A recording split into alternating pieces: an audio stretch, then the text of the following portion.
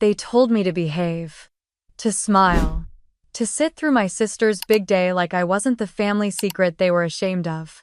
But when I saw my name spelled wrong on the place card shoved next to the kitchen doors, something broke, and when they handed me the mic for a toast, I didn't say a word. I tapped the screen and let the groom destroy the fantasy they built. I was halfway through drafting a memo when my phone lit up with an incoming call from my father. I stared at the screen for a full 5 seconds before I silenced it and flipped the phone over.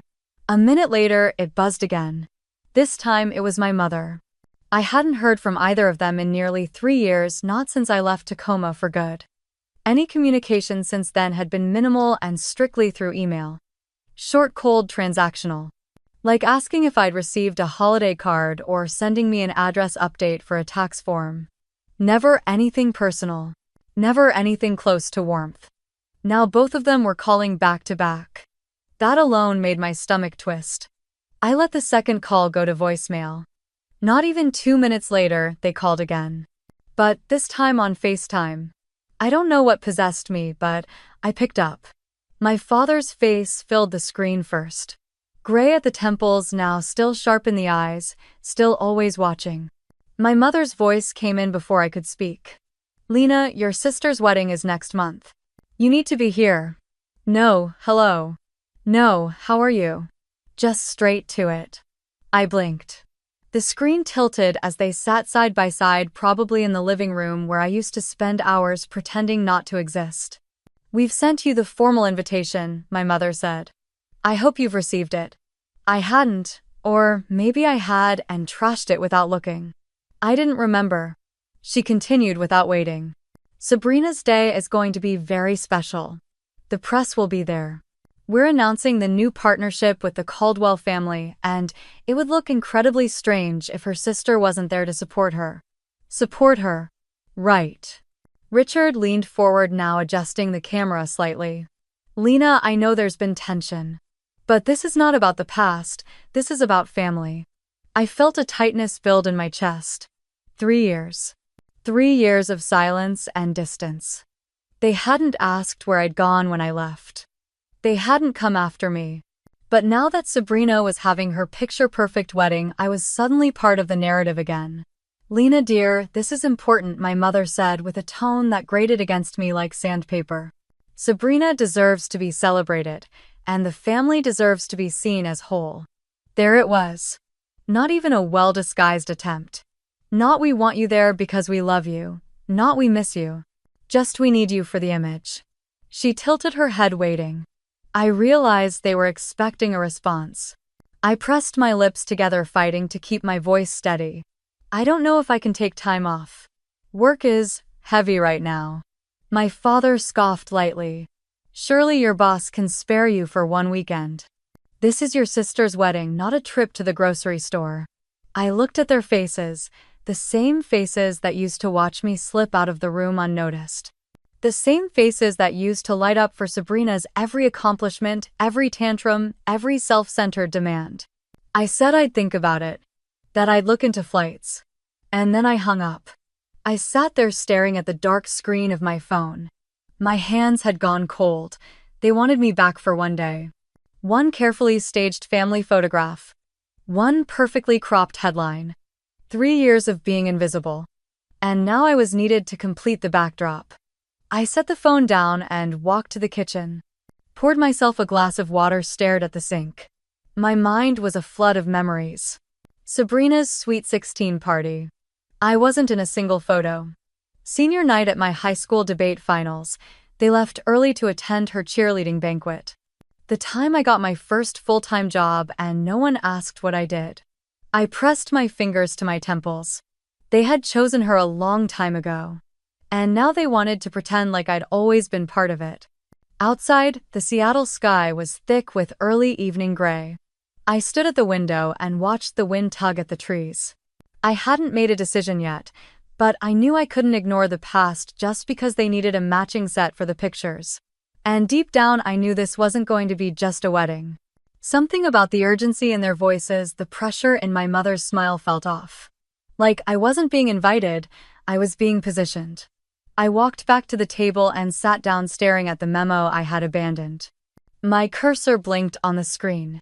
The words didn't come. Instead, I opened my laptop calendar. I scrolled to June. The week was wide open. I closed the calendar, and I opened the email I'd promised myself I'd never respond to. The one from Sabrina. Sent 2 weeks ago. Subject line, big day coming. No body text. Just an attachment with her wedding website, a picture of her in a white dress, and a tagline. Sabrina Whitmore and Grant Caldwell, the 15th of June 2025. Love worth building. I stared at the screen until my vision blurred. Love worth building. The irony almost made me laugh. I closed the email and leaned back in my chair, letting my eyes drift to the framed photo on my bookshelf. It was the only one I kept from college graduation. Just me in my cap and gown standing in front of the campus fountain smiling into a camera I had asked a stranger to hold. No family, no flowers, no celebration dinner afterward. Just that photo and the faint memory of walking across the stage while the audience clapped for the girl 2 names after mine. When I was younger, I used to believe the camera didn't like me. In every photo we took as a family, my face was either blurred, blocked, or conveniently cropped out. Birthdays, holidays, school events. Sabrina always in the middle, bright, confident, framed by our parents' arms. Me somewhere off to the side, eyes half-closed, smile fading. There was one time it really hit me. My high school graduation. I had been so proud that day. I had finished as class valedictorian, the first in our family to earn a scholarship to a top-tier university. I had stayed up nights rehearsing my speech even though no one at home ever asked to hear it. The ceremony was long and hot, held outside on the football field. I spotted my dad in the crowd wearing sunglasses and looking bored.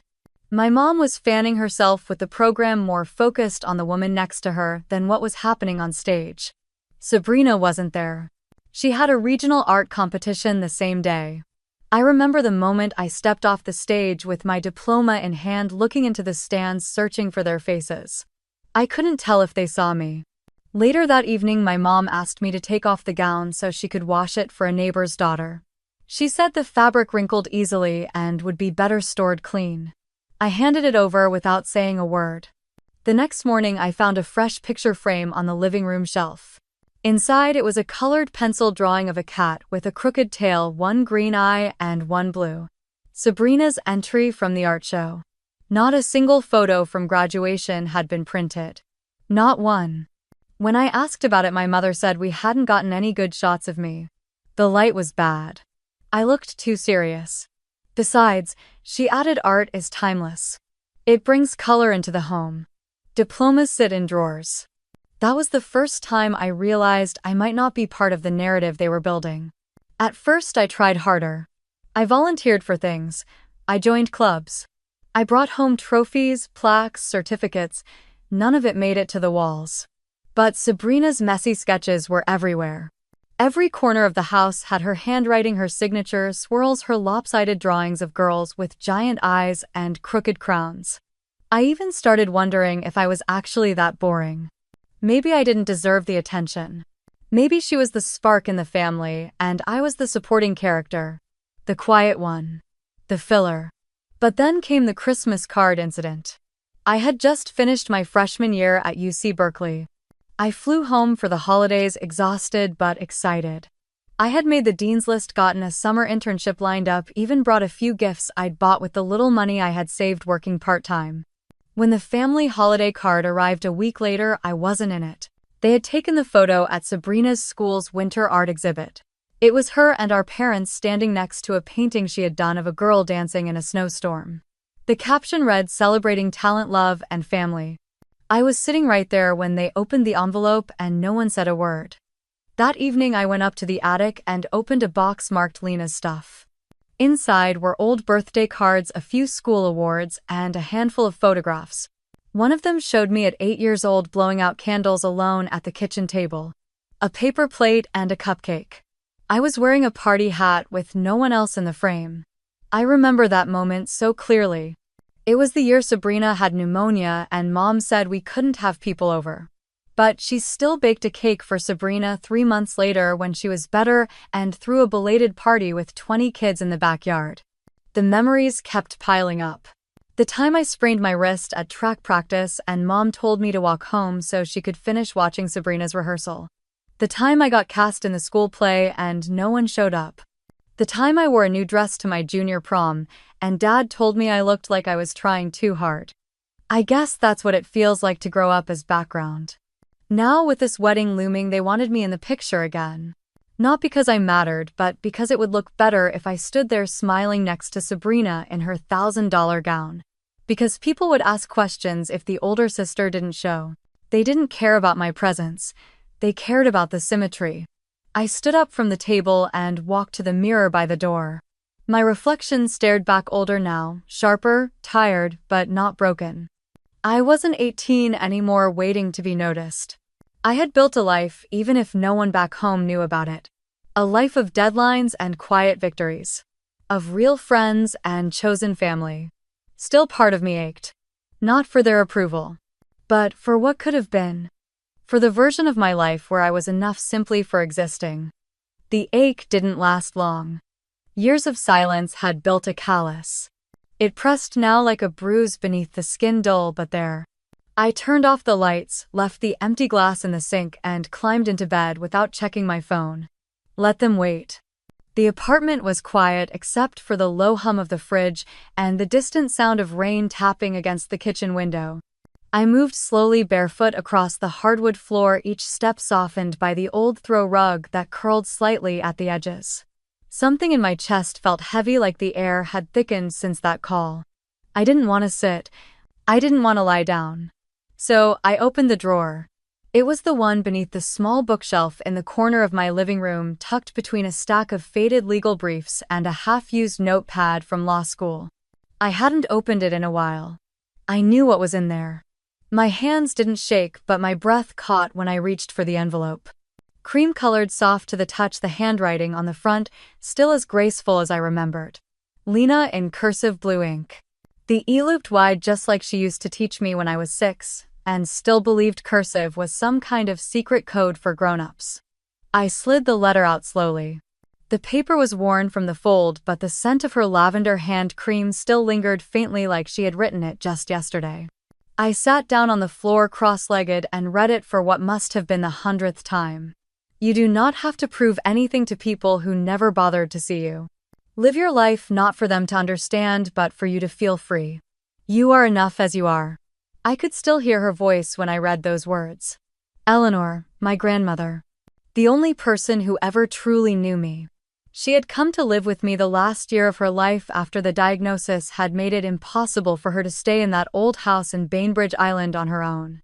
I was working full-time, juggling cases, driving her to appointments, cooking meals she barely touched. But she smiled every day. Even when the pain crept into her bones and made her wince as I helped her into bed. I used to sit beside her at night listening to her stories. Not the ones she told at family dinners, not the polite ones about bridge club or her peach cobbler. These were the ones she had locked away. About running barefoot through the garden after rainstorms. About the first time she said no to her father and meant it. About how she fell in love with my grandfather during the war even though he left before she could say yes. About how sometimes surviving was the boldest act a woman could choose, and she listened to me. Really listened. She was the first person who didn't change the subject when I spoke about work, who didn't pretend to yawn when I brought home my research or stayed up late reviewing court filings. She'd ask questions, real ones. She wanted to know what made me tick, what drove me. She didn't once compare me to Sabrina. That final night she was lucid. Clearer than she had been in weeks. She took my hand and said, "Don't wait for them to love you the way you deserve. That's a ship that never left the harbor. But you, my girl, you can sail anywhere." The morning after she passed, the house felt cold. Not physically, but in a way that scraped at your ribs from the inside. I remember how I called Mom, voice trembling, telling her the time and asking if she needed help getting to the memorial. She said she'd think about it. Sabrina didn't respond to the email at all. 2 days later, I saw pictures on her social feed. Her in Tulum on a boat with some guy I'd never seen before, holding a margarita the size of her face, captioned something like "Heaven can wait." I never forgot that. Never will. At the funeral, it was just me and a few of Eleanor's friends from church. A pastor who mispronounced her middle name. A florist who delivered the wrong bouquet. Still, it was peaceful. I read the eulogy myself. No tears came that day, not until I got home. I collapsed onto the couch and cried until my lungs hurt. And Mom. She sent a card. A generic sympathy card.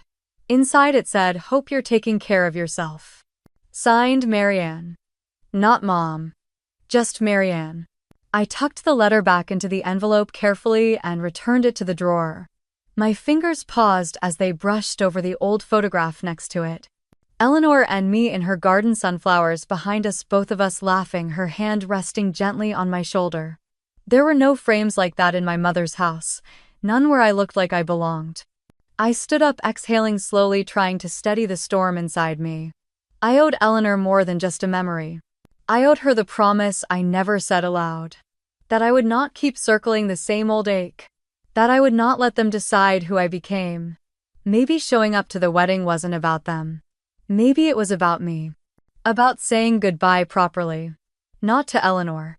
I had done that. But to the fantasy that one day they'd turn around and see me. I picked up the letter one more time just to feel its weight. Then I whispered, "I miss you, Grandma." And for the first time in months, the apartment didn't feel quite so cold. The email landed in my inbox late on a Thursday night, subject line, "You might want to see this." It was from Jessica Chen, my college roommate from Columbia. We hadn't spoken in years aside from the occasional like on each other's holiday posts. Seeing her name made my heart lurch with something between surprise and dread. There was no message in the body, just a single video attachment. I hesitated before clicking. My hand hovered over the mouse. Something inside me whispered this would change everything. The video opened to a dimly lit room, loud music, and the sound of glass clinking. At first it was hard to make out what was happening. Men were laughing, joking, shouting over each other. Then the camera panned to Grant. He was shirtless, flushed from alcohol, holding a bottle of whiskey in one hand, swaying slightly as he leaned toward the camera. A voice off-screen asked him something I couldn't hear, and Grant grinned like the world belonged to him. I'll never forget his words. "Marrying that girl gets me 25% of the company easy. That's the only reason I put a ring on it." He laughed. "After the wedding, I go back to the one I really love. Sabrina's just a transaction." Laughter erupted around him. Someone high-fived him. I closed the laptop so fast it snapped shut like a mousetrap. My breath came short. My hands were shaking. I felt sick. The kind of betrayal I'd always suspected but never quite proven was now staring me in the face. And not just betrayal of Sabrina. This was a calculated, shameless exploitation of our family's business, our legacy, our lives. I paced my living room in silence, then opened the window for air. I wanted to scream. To call Sabrina and tell her right that second. To drive across town and show up at her door with the laptop in hand. But I didn't. I sat back down and opened the laptop again. I watched the video twice more, then saved it in 3 different folders and backed it up on a hard drive. Then I called Jessica. She picked up on the 3rd ring. "Hey Lena, I wasn't sure if I should send that. I recognized him and remembered your last name and... Where was this taken? At some hotel suite in Scottsdale. My friend's fiancé is friends with one of those guys." She was showing me clips from the party, and when I saw him say that, I knew it wasn't right. I swallowed hard. "Did you send it to anyone else number?" "Just you. I figured if you wanted to tell your sister, that should come from you. But Lena, be careful." "Thank you, Jess.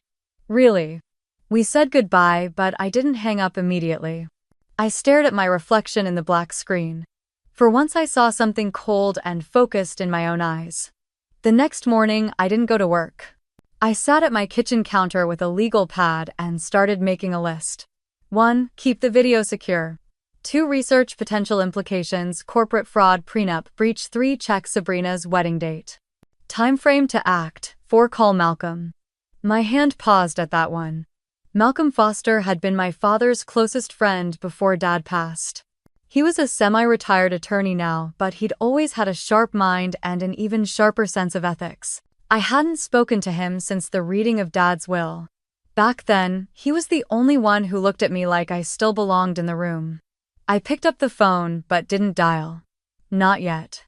Instead, I replayed the video in my mind. Grant's smug face. The way he leaned into the lie like it was second nature. I wondered if Sabrina had any idea.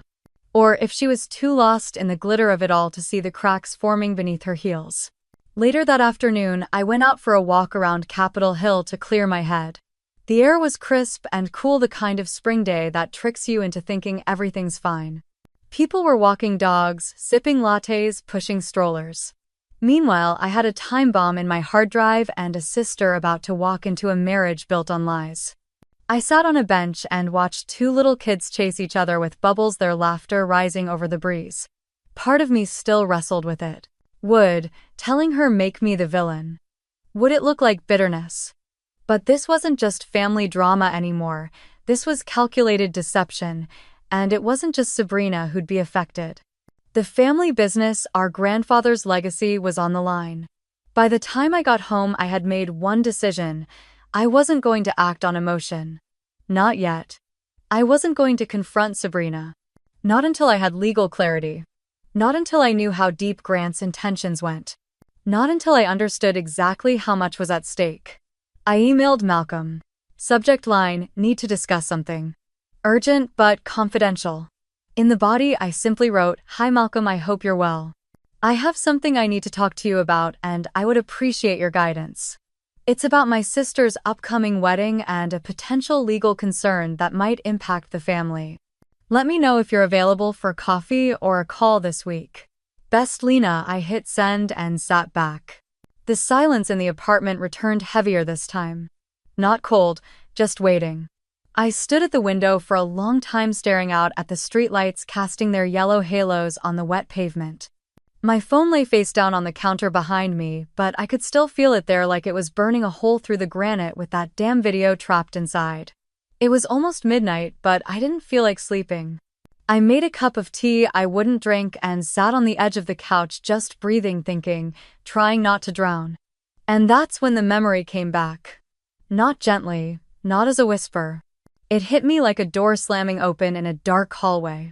I was 23. Just a few years out of college, working at a nonprofit downtown, barely making rent but feeling hopeful for the first time in a long while.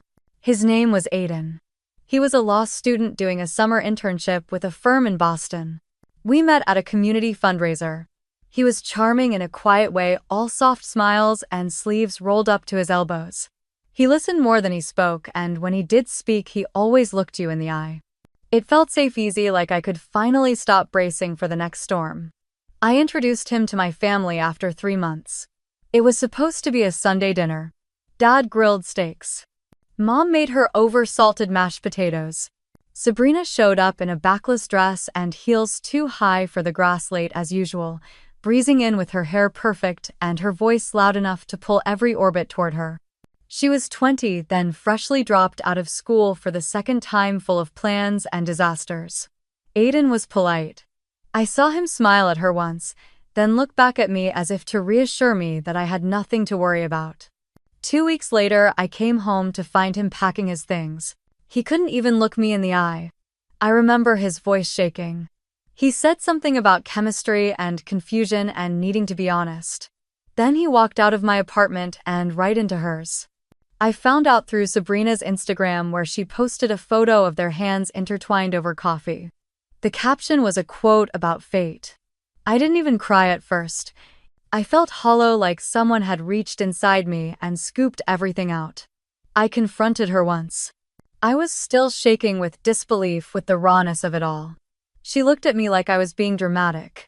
"You can't steal what isn't yours to begin with," she said. "Maybe you should learn how to keep a man." I told Mom. I needed her to say it was wrong. I needed someone to say I wasn't crazy for feeling betrayed. Instead, she sighed and told me not to make things worse between us. "Sabrina's young," she said. "She doesn't always think things through. You're the older one. Be the bigger person." It wasn't just dismissal, it was a slap I couldn't unsee. That moment carved something deep into me. Not just pain, a realization. I wasn't just forgotten in my family, I was disposable. That year I moved to a smaller apartment, declined family invites, blocked Sabrina's number, and started building a life where I could breathe without waiting to be replaced. I told myself I'd moved on, that it didn't define me. But the truth was I carried that crack inside me ever since. And now, years later, here she was again, about to marry a man who saw her as nothing more than a key to a vault. And there I was again, holding the truth, watching the fire start, wondering if I should let it burn. The part that twisted the knife wasn't just the betrayal, it was how familiar it felt. I picked up my phone and played the video again, this time with the volume up. Grant's voice was slurred but smug. He talked about the shares, about getting them after the wedding, about not having to deal with her once things were secure. One of his friends whistled. Another made a joke about prenups and blondes. Laughter. Clinking glasses. A toast to deception. I paused the clip and stared at the screen. I could send it to her. I could end it all tonight. But what would that make me? Vengeful, vindicated? Did I want to protect her, hurt her, warn her? Or was this finally my chance to choose myself? I set the phone down and walked to the kitchen sink. Ran cold water over my hands. My reflection stared back at me from the darkened window. Not crying. Not angry. Just clear. They had always chosen her. Protected her. Excused her. But they had never asked what it cost me. Not once. And now, for the first time, I was holding the truth. Not because I wanted to destroy anyone, but because I finally understood something no one had ever told me. Sometimes the only way to protect yourself is to stop handing people the knife. The apartment stayed quiet. My tea had gone cold. I didn't move to reheat it. Instead, I reached for my laptop and opened a new folder. I named it Just in Case. Richard texted me on a Wednesday just after lunch, asking if I'd meet him for dinner. Not at the house. Somewhere neutral. He suggested a steakhouse in Bellevue, one of those dark wood and leather banquet places where the waiters remembered your name and your drink order. I said yes because I already knew what he wanted. When I arrived, he was already seated, wineglass half full, smiling like we were old friends catching up. He stood to hug me and called me kiddo. It was the same tone he used when I was 16, and he let Sabrina take the car I had just washed and waxed. Like everything could be smoothed over with a wink and a shrug. I sat down across from him, ordered water, and waited. He didn't waste time. Look, Lena, I know there's been tension between you and Sabrina. And the family. I get it. I really do. He sipped his wine and leaned in. But this weekend's about joy. It's about moving forward. You showing up means a lot, but stirring up old stuff, that's not helpful. Especially not now. I didn't say anything. He went on. Whatever happened in the past, I'm sure it felt big to you. But we've all grown. We're all different people now. I wanted to laugh. Different. Sabrina still lied like she breathed. My parents still silenced me with smiles. And Richard. He was still here, asking me to put my pain in a box and bury it 6 feet under the rehearsal dinner. He looked at me kindly like he was doing me a favor. Please don't ruin this for her. For everyone. I'm asking you as your brother. I nodded once and said I'd think about it.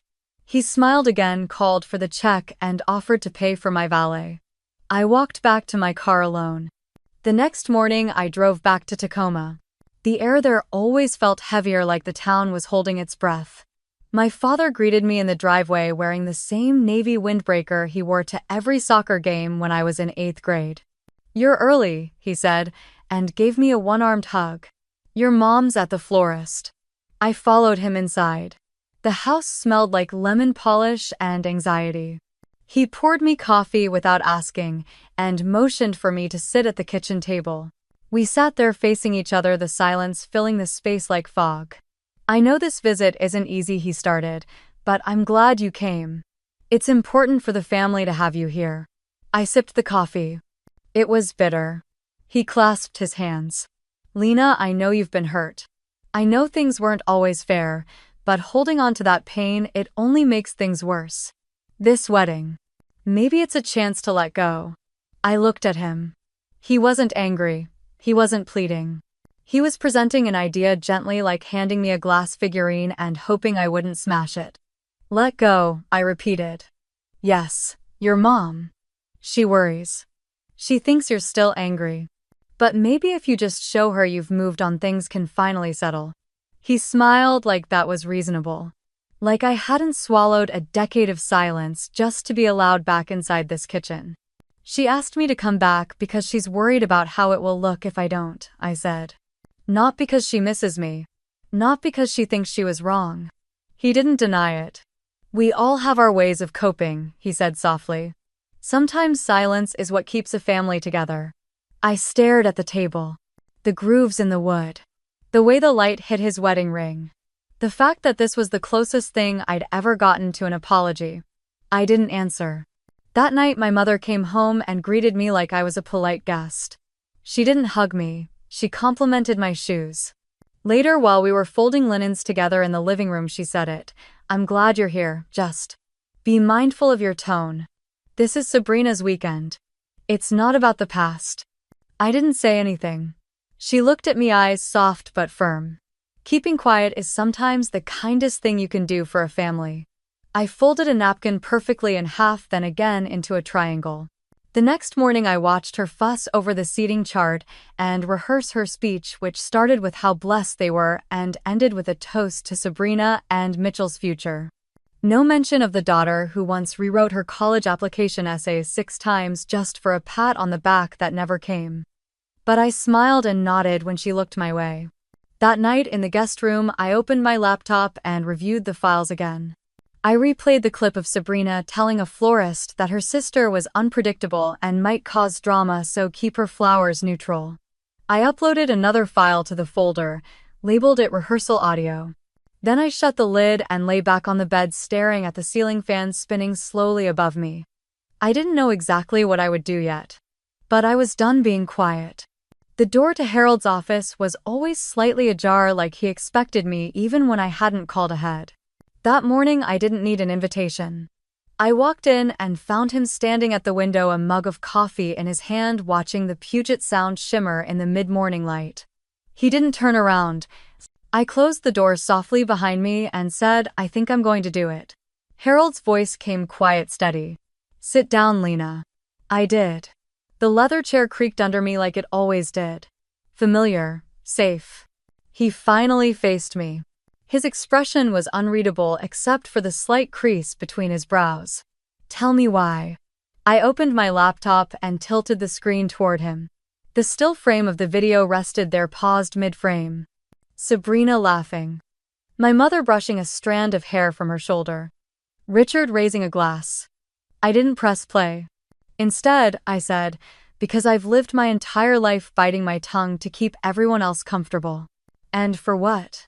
They're about to walk Sabrina down an aisle paid for with lies. Lies that buried me. Lies that cost me years. I want it all out. The fake trust, the hidden accounts, the manipulation. He nodded slowly, lowering himself into the chair opposite me. I watched him think. He always did that before speaking, never rushed. When he finally said something, it wasn't what I expected.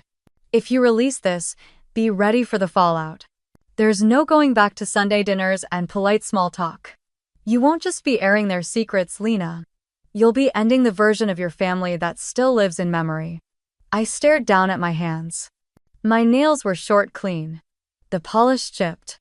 I used to care about that sort of thing. About appearances. About being the good sister who always showed up but never said too much. I whispered, there's nothing left of that version, Harold. He looked at me softer now. I know. But even when we're ready to burn the house down, it's okay to mourn the rooms we once called home. His words hit something I didn't realize was still sore. I said I'm not doing this for revenge. Then why? I hesitated. Because I can't keep pretending that silence is kindness.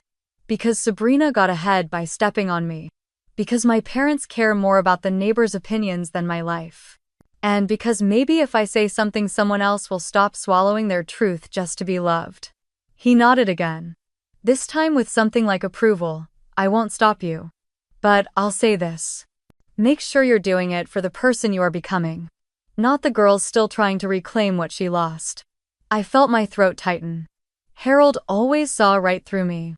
I stood and paced to the bookshelf, dragging my finger along the spines. Old casebooks, ethics codes, photos of him with judges and students from past decades. I asked, "Did you ever have a moment where you thought this is it, this is who I am now?" He chuckled low. Once. I was defending a woman whose husband tried to have her declared mentally unfit just to steal her inheritance. The courtroom was cold. I remember holding a file so tight my knuckles turned white. And when I spoke, I stopped caring what anyone thought. That was the moment. The fear didn't disappear, but it didn't lead anymore. I smiled. That's what I want. For the fear to stop driving the car. Then take the keys back, Lena. He stood and reached for his briefcase, then paused. One more thing. If you go public, do it clean. No shouting. No pettiness. Let the evidence speak. Let the truth be the loudest thing in the room. I nodded, absorbing the weight of that. Before I left, he placed a hand on my shoulder. You've always had a sharp mind, but this will take your whole heart too. Outside, the sky had turned a pale blue, crisp and cold. The city buzzed as usual, but everything around me felt like it had slowed, as if my body was catching up to what my soul already knew. I walked past a bakery where my mom used to take us after church. The smell of sugar and cinnamon hit me unexpectedly, and I stopped in front of the window. Two little girls sat inside sharing a cookie. One had frosting on her nose. I couldn't remember the last time Sabrina and I had shared anything that sweet or innocent. I kept walking. When I got home, I sat at my desk and opened the draft email title just in case. I reread every line, checked the attachments, financial records, screenshots, the video file, a statement of facts with timestamps. Then I moved the cursor to the subject line and typed, "For the record, I didn't send it." Not yet. But I closed the lid of my laptop and felt something shift. It wasn't peace. Not exactly. It was the beginning of the end of pretending. And I was ready for it. The rehearsal dinner was held at a vineyard in Napa, the kind of place with fairy lights strung over aged oak barrels and servers who only spoke in hushed tones. The sun was beginning to set, casting a golden tint across the long white tables dressed in lavender linens. I arrived alone, wearing a simple dark green dress that hugged my figure but didn't scream for attention. It didn't matter. No one looked at me. A server led me to a table near the back, farthest from the head table, where Sabrina sat, flanked by her fiancé and our parents. A small folded card marked my place. Lena. 2S. I stared at it for a second too long, then picked it up and placed it flat under my water glass. I sat beside a woman named Trish, one of Sabrina's coworkers from the fashion house in New York. She glanced at me with polite confusion, clearly unsure who I was or why I was there. I didn't offer an introduction. She didn't ask. We ate in silence. Sabrina never once looked in my direction. When the servers brought out the champagne for toasts, she clinked her glass to our parents, laughing, whispering something into Jason's ear that made him smirk. I caught my father scanning the room.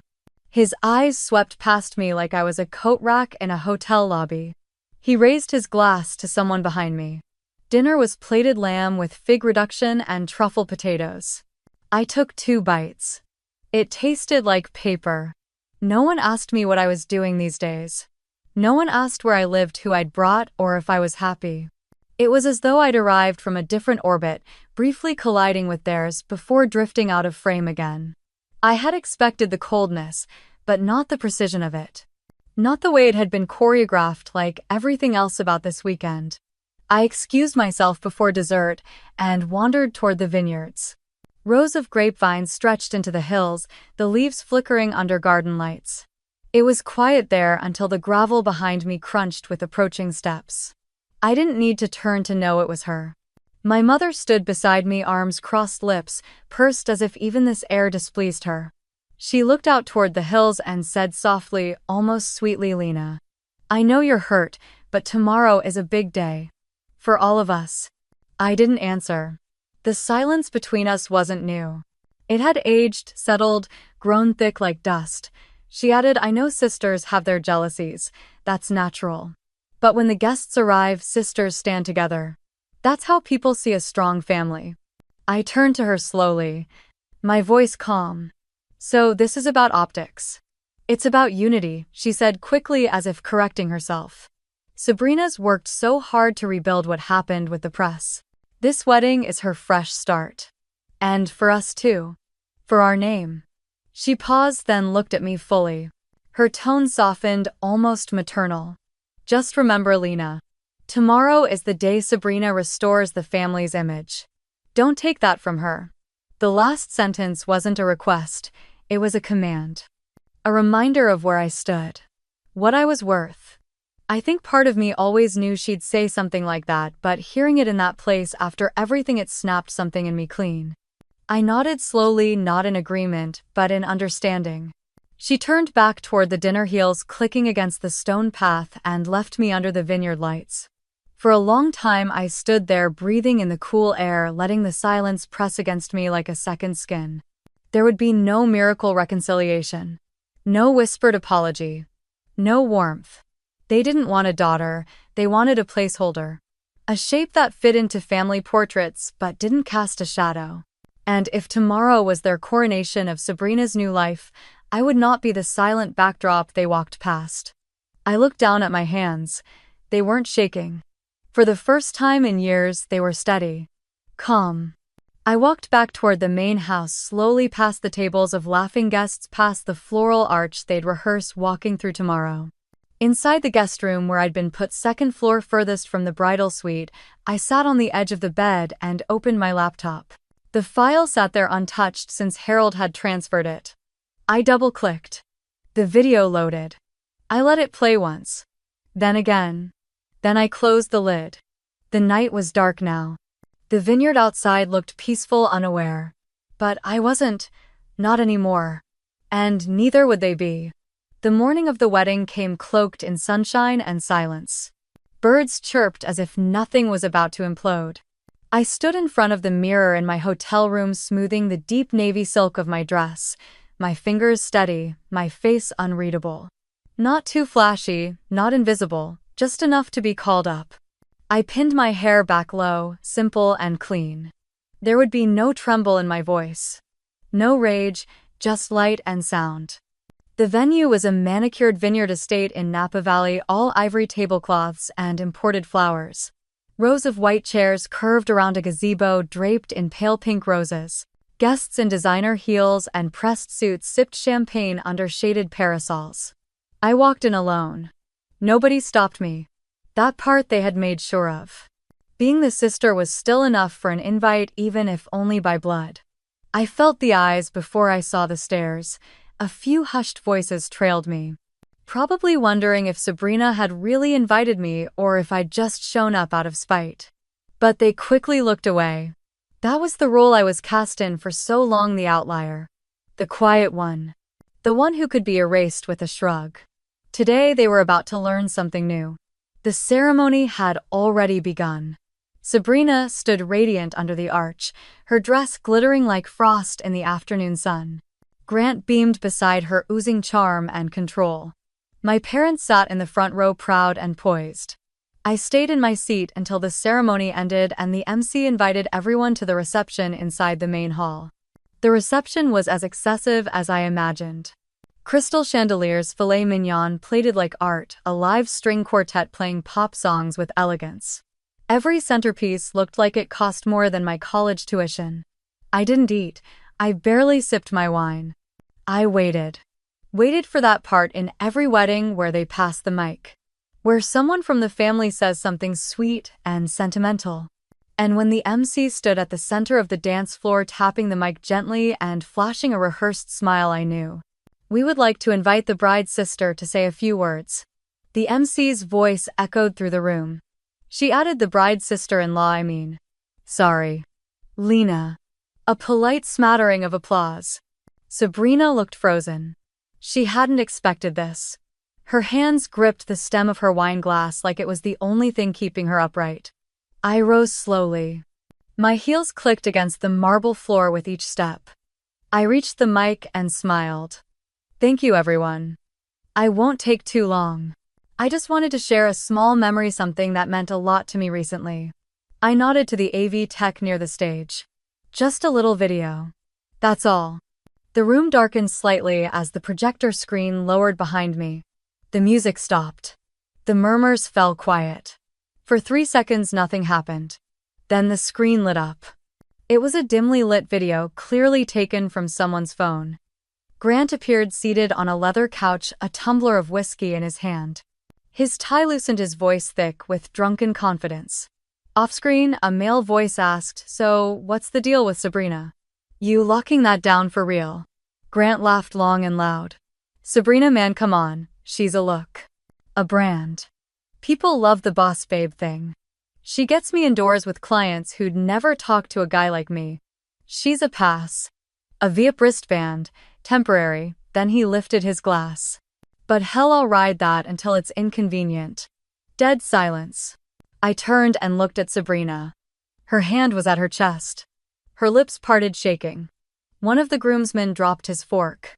My mother's hand flew to her mouth. My father's face drained of color. And from the groom's side, a man who must have been Grant's uncle stood up fast. "Is this real?" he barked, looking toward Grant. "Tell me this is some kind of sick joke." Grant was on his feet now, stammering. "That's not what it looks like. I was drunk. I didn't mean any of that. I love Sabrina." But the damage was done. Another man, the father of the groom, maybe stood too. "I want a word outside. Now." Sabrina finally turned to me, tears caught on the edge of her lashes. "Lena, what did you do?" I stepped away from the mic. My voice didn't rise. "I didn't cry, I just said I let you show yourself. That's all." More commotion behind me. The screen went black. A bridesmaid tripped as she tried to rush forward, grabbing at the remote. Someone muttered about calling it off. I caught my reflection in the polished glass wall, a flicker of someone unrecognizable. Not angry.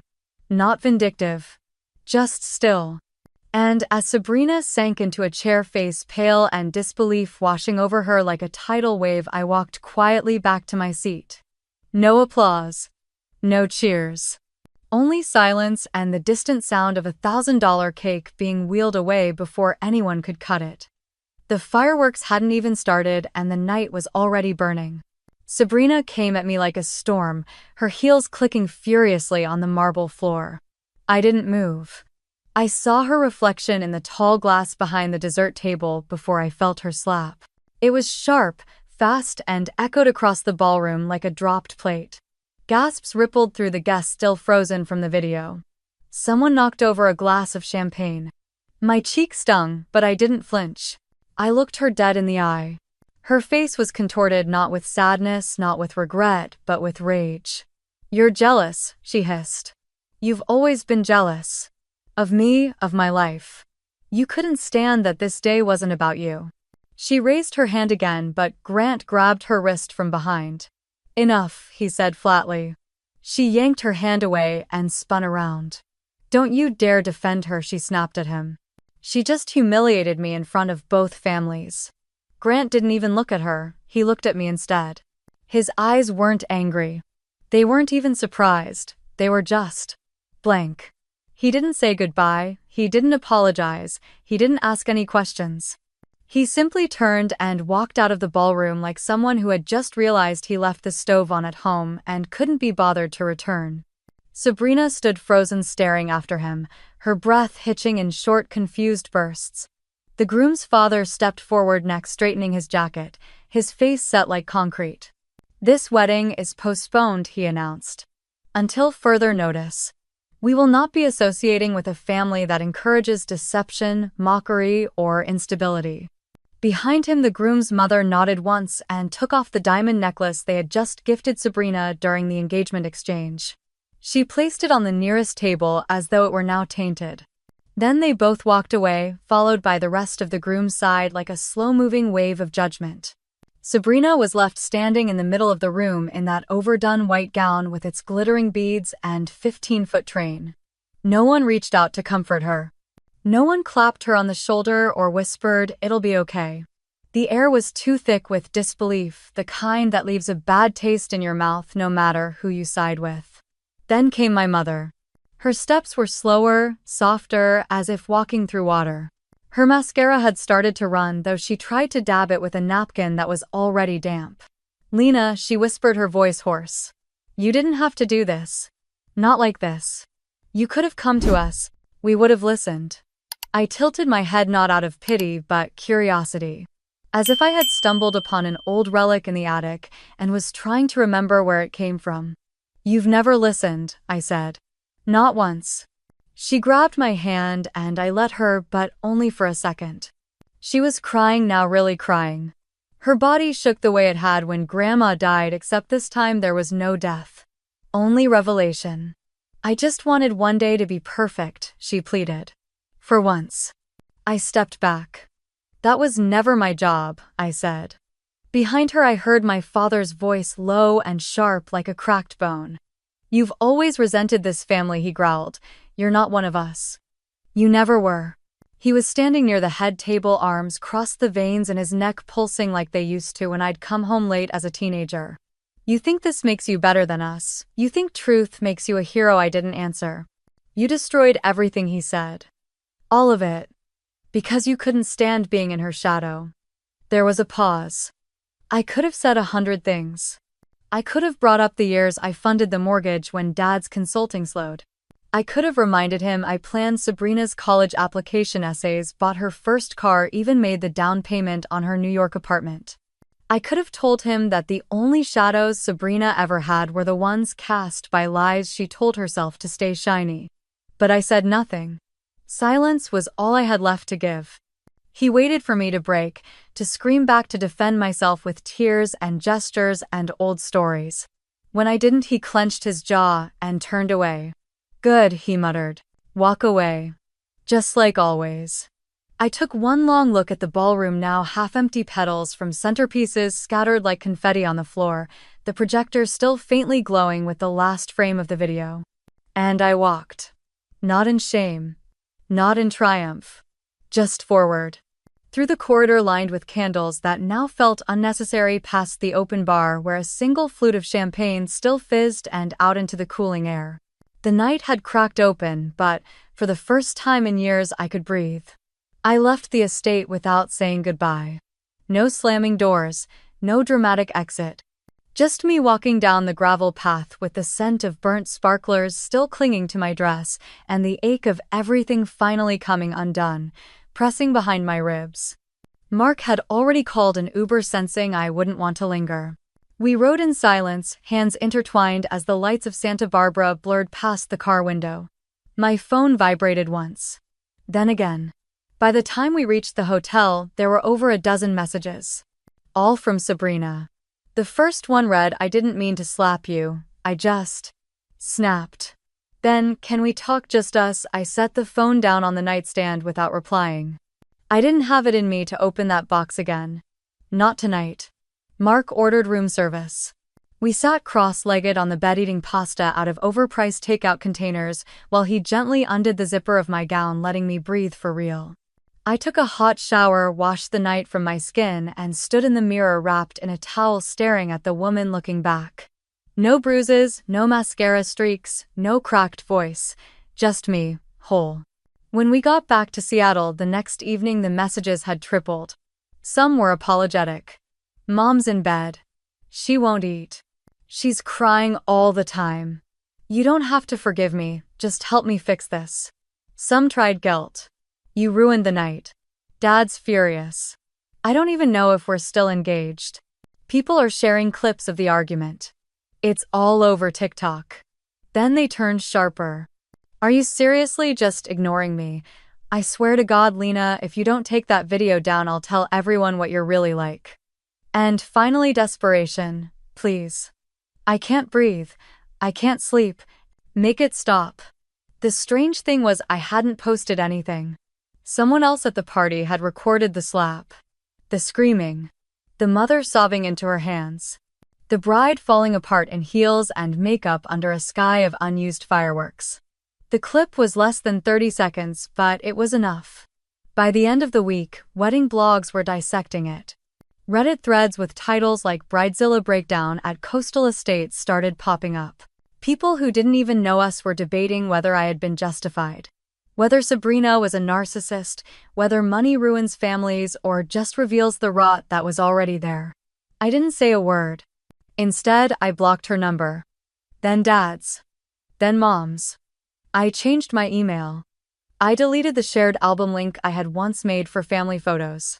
I turned off Instagram notifications and let the storm howl outside my walls. It was quiet in our apartment. Peaceful even. Mark gave me space-cooked breakfast every morning and reminded me I wasn't alone. I started each day reading one page of Grandma Elaine's letter. Just one. Then I folded it back into the silk envelope and tucked it beneath my pillow. On the fourth morning, the line that stuck with me was, "You do not need anyone's permission to heal, my brave girl." On the seventh it was, "Some people only know how to love control. That is not your failure. And finally, you don't need to be forgiven to begin." I cried then. But it was the good kind, the kind that rinses you out and leaves you lighter. One afternoon, I walked past the boutique window near Pike Place and stopped cold. In the display was a new dress. Not one of mine, not one of Sabrina's. But the embroidery. The neckline.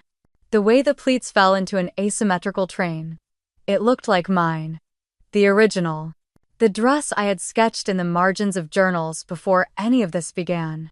The store was called Whisper and Bloom. I walked in. The owner was a woman in her 60s named Jean. She welcomed me warmly like she'd been waiting. I complimented the design and asked casually if she did custom work. She smiled and said yes, but this one was different. It had been inspired by a story she read online. About a woman who stood silent while her family imploded. About the quiet kind of strength that doesn't need to shout to be heard. I didn't say anything. I just knotted my throat tight. She offered me tea. I stayed for an hour. That night, I thought about the irony.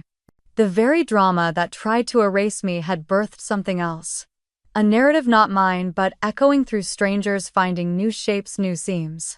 I picked up my phone. Looked at the last message Sabrina had sent before I blocked her. "You always think you're better. You only care about yourself." I didn't reply. I deleted it. Then I turned the phone off and stepped outside. It had rained. The air smelled of wet cedar and fresh start. I walked without direction, letting my breath match the rhythm of my steps. At the corner of Pine and 3rd, someone played jazz on a saxophone, and I stood for a moment, letting the notes wrap around me like armor. There would be more noise, surely. More headlines. More family whispers and half-truths passed around the holidays like brittle cookies no one wanted to eat. But I wouldn't be there to taste them. I had unhooked myself from the performance, stepped out of the audience, closed the curtain. For the first time, it didn't feel like running. It felt like arriving. And for once, the silence wasn't empty. It was mine. The morning after I blocked Sabrina, I woke to silence. No new messages. No missed calls. No alerts.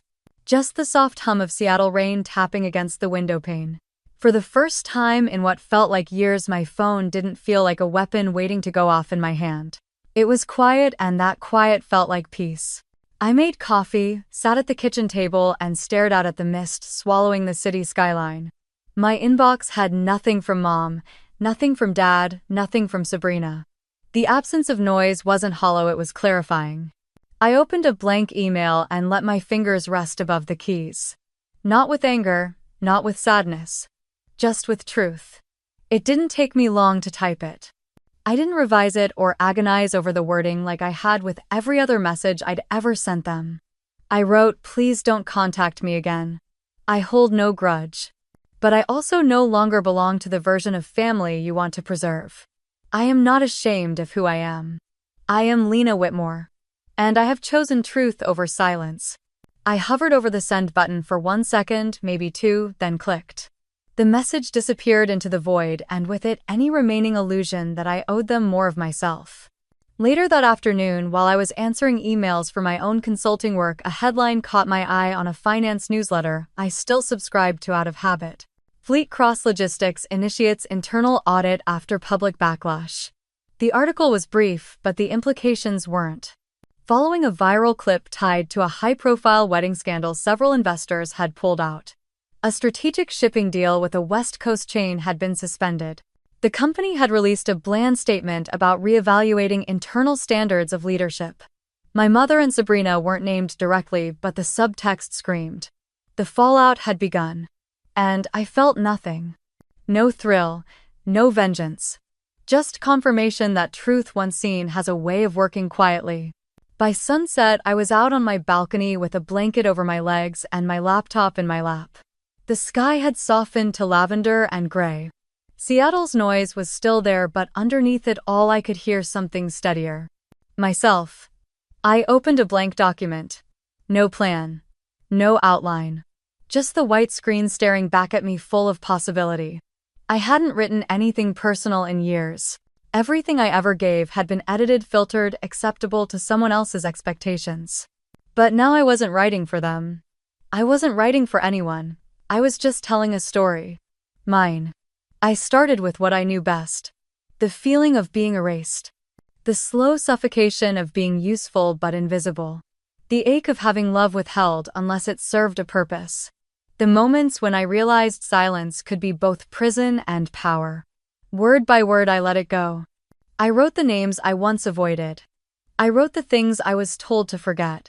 I wrote the love I gave that never came back and the courage it took to stop waiting for it. I didn't write for revenge. I wrote to remember. And in remembering, I reclaimed. When the night fully settled in, I leaned back and let the cool breeze wash over me. The cursor blinked on the last line, waiting for more. But for now I didn't need to finish the story. The act of beginning was enough. My phone buzzed once. A new message request. Not from anyone I knew. Just a stranger, probably someone who had seen the clip. I didn't open it. Instead, I set the phone down and looked out at the lights blinking in the high-rises across the city. Somewhere my parents were probably still trying to spin the narrative, still trying to find someone to blame. Sabrina might still be waiting for a response, clinging to a version of herself she thought could be salvaged. But I was no longer in their frame. They had spent years crafting a portrait of perfection, and I had been the smudge they tried to erase. But the truth has a way of staining through. It shows up in headlines and whispers, in the uncomfortable silences at cocktail parties, and sometimes it shows up in someone quietly walking away, never looking back. Because sometimes justice doesn't need a courtroom. Sometimes it just needs someone brave enough to turn the lights on. And then walk out the door. Thank you for listening to my story. If it resonated with you, I'd love to hear your thoughts in the comments. Don't forget to like and subscribe for more true stories that remind us truth has power and silence isn't always peace.